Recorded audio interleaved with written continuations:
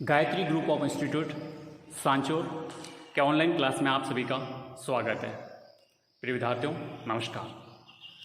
राजनीति विज्ञान विषय के अंतर्गत हम भारतीय राज्य व्यवस्था का अध्ययन कर रहे हैं और आज का हमारा टॉपिक है स्वतंत्रता का अधिकार।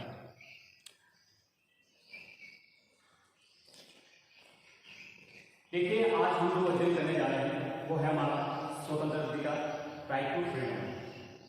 हम ये जानने की कोशिश करेंगे कि भारतीय नागरिकों को भारतीय संविधान में किस किस प्रकार की स्वतंत्रता दी गई है। एक एक करके हम लोग अध्ययन करेंगे। तो सबसे पहले हमारे जो स्वतंत्रता के अधिकार का उल्लेख 1922 में किया हुआ है, आर्टिकल 19 से 22 तक। उसमें सबसे पहले देखते हैं आर्टिकल 19 में क्या है। देखिए, आर्टिकल 19 में मूलभूत स्वतंत्रता दे रखी है। एक एक करके उनको समझ लें। सबसे पहला है, देखो ये बहुत बड़ा विस्तृत अनुच्छेद है, 19(1) से लेकर 19(6) तक है। 19(1) से लेकर 19(6) तक है, लेकिन 19(1) के अंदर और सब आर्टिकल है और वो है इसमें अलग अलग स्वतंत्रता का उल्लेख किया है। 19(1)(a) या 19(1)(a) B, C, D, E, G इस प्रकार से पूरा उल्लेख किया है। इनमें जो स्वतंत्रता दे रही है यह हमारे लिए कितनी उपयोगी है, ये सबका हम एक एक करके अध्ययन करेंगे। तो देखिए, सबसे पहले है भाषण व अभिव्यक्ति की स्वतंत्रता। सभी भारतीय नागरिकों को बोलकर, लिखकर, छपवाकर या किसी अन्य प्रकार से उनको स्वतंत्रता प्रदान की गई। अपने विचारों को व्यक्त करना, अपने विचारों को अन्य किसी प्रकार के माध्यम से व्यक्त करने की पूरी स्वतंत्रता किसमें दे रही है? भाषण को अभिव्यक्ति की स्वतंत्रता।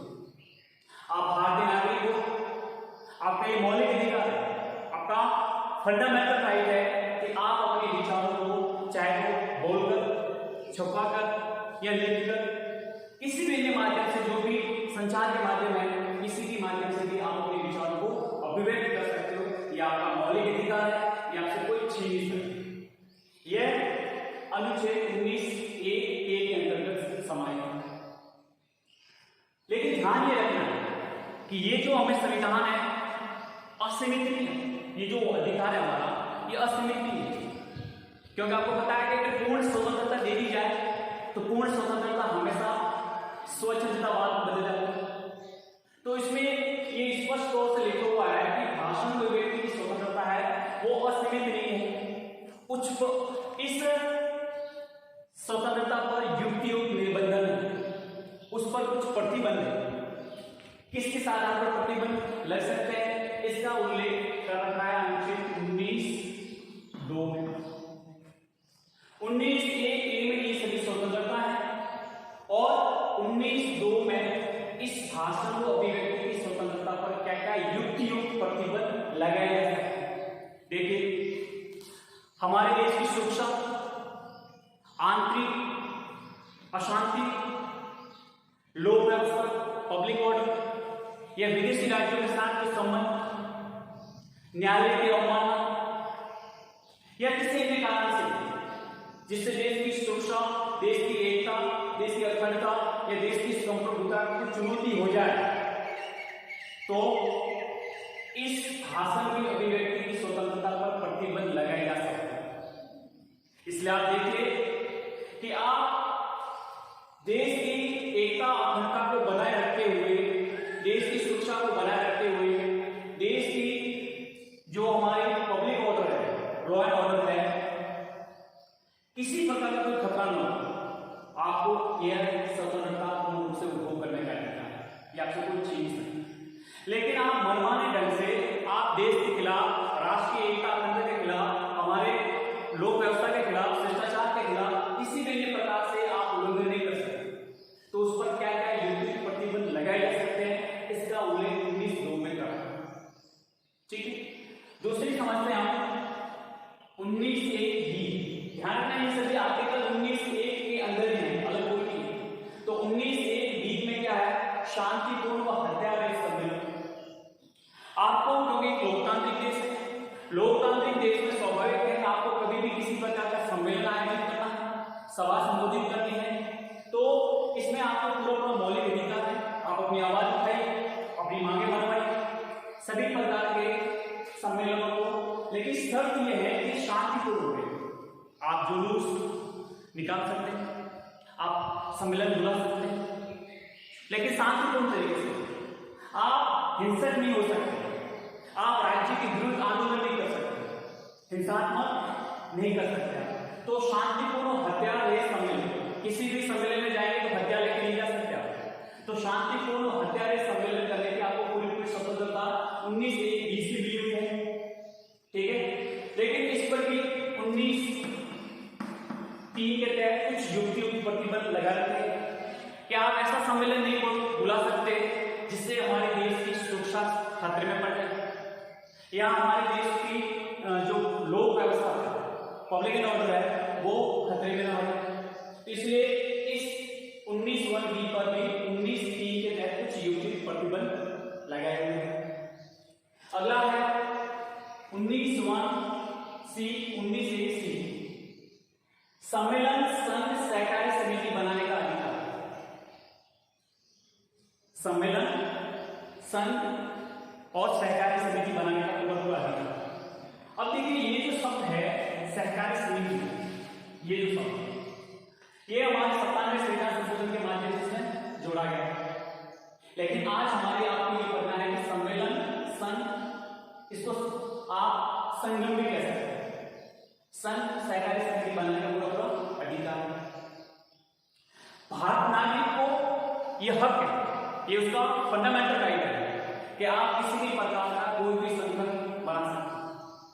जैसे कोई साझेदारी फर्म बनानी है, कोई कंपनी बनानी है, कोई दबाव समूह प्रेशर ग्रुप बनाना है, कोई पॉलिटिकल पार्टी बनानी है, किसी प्रकार का एनजीओ बनाना है, स्वैच्छिक संगठन बनाना है, जो कोई भी संगठन से संबंधित या कोऑपरेटिव सोसाइटी से संबंधित हर प्रकार के संगठन बनाने का पूरा अधिकार है, ठीक है। ये सब उसमें, लेकिन इस पर भी कुछ प्रतिबंधित है, युक्ति प्रतिबंध इस पर भी है कि आप ऐसा कोई भी संगठन नहीं बना सकते हो जो हमारे देश के खिलाफ, देश की संपूर्णता, देश की एकता के खिलाफ। इस प्रकार से अगला है हमारा 19(1)(d), 19(1)(d), भारत के राज्य क्षेत्र में आवाज संचरण। आप भारतीय नागरिक हैं, आपका पूरा हक है कि हिंदुस्तान में, भारतवर्ष में आप कहीं भी आ जा सकते हो। पूरी तरह स्वतंत्रता है कि आप बाधा रहित संचरण कर सकते हो, आप कहीं पर भी घूम सकते हो, जा सकते हो, सब कुछ आप पूरे भारत में घूम सकते हो। आपको किसी भी आधार पर कोई रोक टोक नहीं रहेगी। आपसे ये नहीं पूछा जाएगा कि आप कहां से आए हो, आप क्यों आए हो, ठीक है। सामान्य जानकारी एक अलग चीज होती है, लेकिन आपको किसी क्षेत्र के हिसाब से आपको प्रतिबंधित नहीं कर सकते कि आप उस राज्य से संबंधित हो, यहाँ नहीं आ सकते, ऐसा कुछ नहीं। आप भारत के संपूर्ण राज्य क्षेत्र, संपूर्ण भौगोलिक क्षेत्र में आप कहीं पर भी जा सकते हैं, आपका हक है, आपका मौलिक अधिकार है। इसके अलावा आपको भारत के किसी भी भाग में निवास की स्वतंत्रता। भारत गणराज्य के जो 28 राज्य हैं, केंद्र शासित प्रदेश हैं, आपका ये मौलिक अधिकार है कि आप किसी भी राज्य में निवास कर सकते हो। आपको पूरी स्वतंत्रता का उल्लेख इसमें हक दिया हुआ, ठीक है। पूरा उसमें ये हक है आपको कि आप कहीं पर भी निवास कर सकते हो, कहीं पर भी आप आ जा सकते हो। ये पूरी आपको स्वतंत्रता दे रही है। लेकिन इसके लिए एक शर्त यह है कि कुछ जो विशेष जनजातीय क्षेत्र हैं या अनुसूचित जाति जनजातीय क्षेत्र हैं, उनके लिए कुछ सरकार ऐसे कुछ नियमों के तहत उसको आंतरिक रूप से चाहे तो युक्ति निबंधन लागू कर सकती है, ये इस पर है। लेकिन मोस्टली तौर पे आपको कहीं पर भी भारत में आ जा सकता है। अब ये जो अधिकार रखे हैं, भारत के किसी भी निवास की स्वतंत्रता या फिर आप राज्य क्षेत्र में आवाज संचरण में भी आ जा सकते हो, इसका मूल मंतव्य ये था कि भारत के लोगों में क्षेत्रवाद की जो भावना है वो न बने। इसका अर्थ ये हुआ कि आप एक ही क्षेत्र में जुड़े रहेंगे, आप कहीं भी आ जाना नहीं आ जा सकते, ना इधर के लोग जा सकते। तो इससे क्या होता है कि क्षेत्रवाद की भावना होगी, और क्षेत्रवाद भारत एक विविधता वाला देश है, तो स्वाभाविक है क्षेत्रवाद एक हमारे हमारी राष्ट्र की जो एकता है उसके लिए खतरा खड़ा हो सकता है। इससे बचने के लिए हमें कि भारतीय लोगों में क्षेत्रवाद की भावना एक गहरी विद्यमान करना हो, इसके लिए इस प्रकार के मौलिक अधिकारों से कोई भी भारतीय नागरिक कहीं भी आ जा सकता है, अपना किसी भी प्रकार से संचरण कर सकता है, निवास कर सकता है। ठीक है, अगला है ये हमारा 91G कोई व्यक्ति उपजीविका व्यवसाय करने का अधिकार। कोई भी आप प्रोफेशन, ऑक्यूपेशन, बिजनेस करने की पूरी स्वतंत्रता होगी।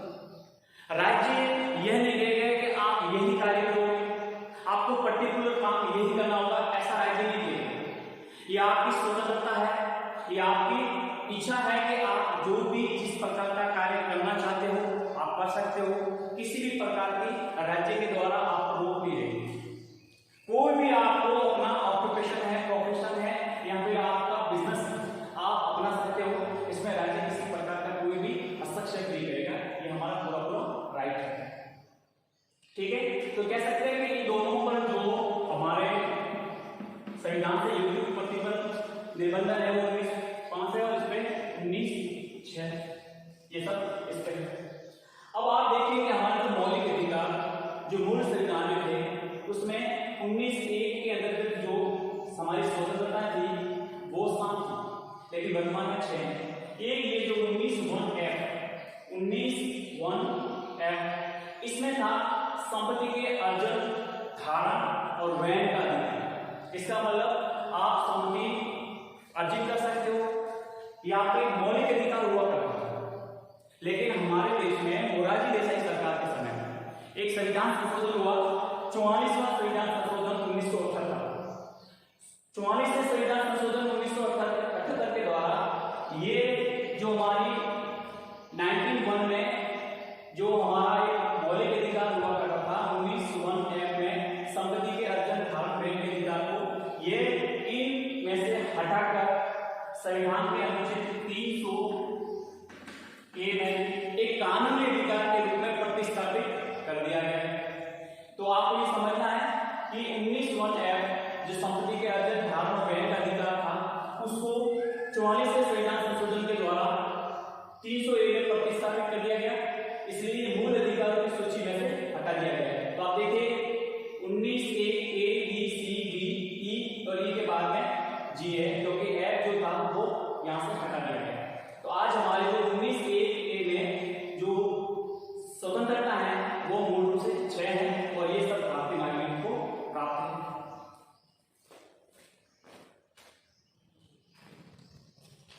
अगला जो हमारा प्रमुख मौलिक अधिकार है वो है अपराध की दोषसिद्धि के विषय में संरक्षण। आर्टिकल 20 टाइटल है अपराध की दोषसिद्धि के विषय में संरक्षण। देखो, इसको समझने से पहले ये समझते हैं कि राज्य किसी भी व्यक्ति को मनमाने ढंग से दंडित नहीं कर सकता। राज्य जैसा चाहे वैसे किसी व्यक्ति को दंडित नहीं कर सकता। दंडित करने से पहले ये सोचना होगा, ये उल्लेख करना होगा, ये स्पष्ट करना होगा कि आपको दंडित क्यों किया जा रहा है। ये हमारा मौलिक अधिकार है और प्राय जितनी भी अधिन्यायवादी शासन व्यवस्था होती है, तानाशाही शासन व्यवस्था होती है, वहां पर इस प्रकार के मौलिक अधिकार नहीं मिलते। ये भारतीय नागरिकों को प्राप्त है। ठीक है, कि एक लोकतांत्रिक देश है, लिखित संविधान है, उस संविधान में स्पष्ट तौर से आर्टिकल 20 में उल्लेख कर रखा है कि किसी भी व्यक्ति को मनमाने तरीके से दंडित नहीं किया जा सकता। दंडित तभी किया जा सकता है जब उस व्यक्ति ने उस समय जिस समय अपराध किया है उस समय जो लागू विधि है उसका उल्लंघन किया। अगर विधि का उल्लंघन किया है तो भी उसको सजा मिल सकती है, अगर विधि का उल्लंघन नहीं किया है तो उसको किसी प्रकार की सजा नहीं मिल सकती। तो ये सब उसमें उल्लेख कर रखा है।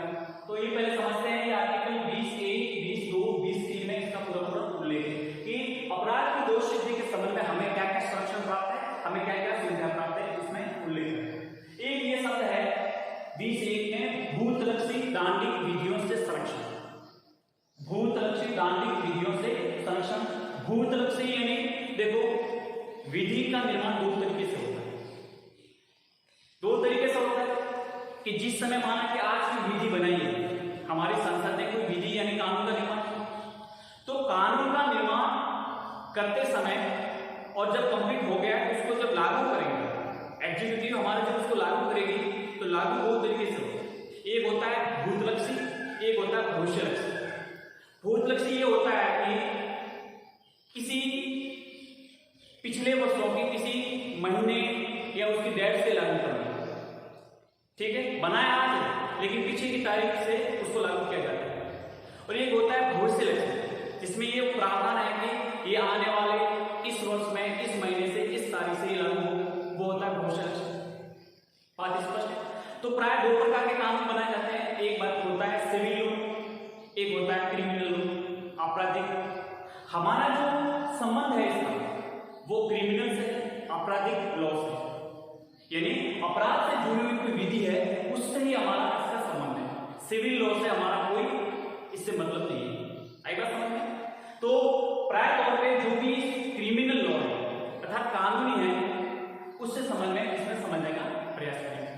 अब इसमें स्पष्ट क्या उल्लेख किया गया है? भूतलक्षी में ये स्पष्ट बताया है कि अगर कोई व्यक्ति ने कोई कार्य किया, माना कि कोई व्यक्ति ने आज कोई कार्य किया, ठीक है, अब आज जो कार्य किया है वो आज तक जब तक कार्य पूर्ण हुआ तब तक वो अपराध नहीं था, लेकिन कुछ समय बाद वो कार्य अपराध घोषित कर दिया जाए तो क्या वो कार्य जिसने किया है उसको अपराध के तहत उसको गिरफ्तार किया जा सकता है या उसको दंड दिया जा सकता है?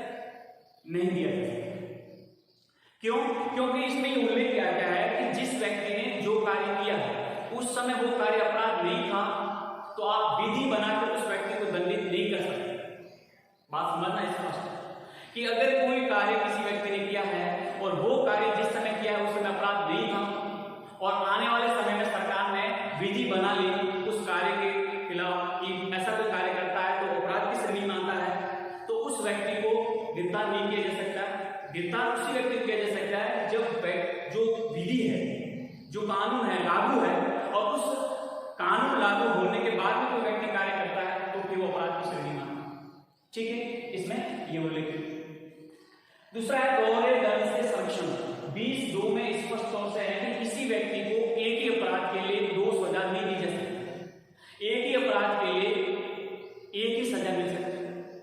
एग्जाम्पल तौर पर समझते हैं कि किसी अपराध के लिए जो सजा मिली तो उसको आप किसी अन्य तरीके से उसका किस प्रकार की प्रकृति है अपराध की प्रकृति को देखते हुए कि ये तो बहुत ही खतरनाक अपराध है, इसको तो जितना कम दंड दिया जाए उतना कम है, ऐसा नहीं। जैसा अपराध किया और उस अपराध में उस अपराध की जो विधि है, विधि में जितने दंड का प्रावधान है, क्या माना कि 6 महीने की जो सजा का प्रावधान है तो 6 महीने से ज्यादा दंड नहीं दिया जा सकता, जैसा विधि में उल्लेख है उसी प्रकार से। तो किसी व्यक्ति को किसी एक अपराध के लिए दोहरे दंड से संरक्षण करना पड़ता है। अगला है 20(3) अपने विरुद्ध गवाही देने से संरक्षण। किसी भी व्यक्ति को दबाव पूर्वक, दमन पूर्वक अपने स्वयं के खिलाफ किसी प्रकार की गवाही देने के लिए बाध्य नहीं किया जा सकता। यह हमारे संविधान के आर्टिकल 20(3) में स्पष्ट तौर से उल्लेख किया है कि किसी भी व्यक्ति को स्वयं के विरुद्ध गवाही देने के लिए बाध्य नहीं किया जा सकता। इसमें पूरा उल्लेख किया गया, इस बात को समझना है 20(3) में। ठीक है, इसका पूरा मूल जो भाव है वो है नागरिकों को अपराध के संबंध में जो अपनी दोष सिद्धि अर्थात जो उस पर अपराध घोषित है उसके संबंध में कुछ संरक्षण प्राप्त है। यह है हमारा आर्टिकल 20।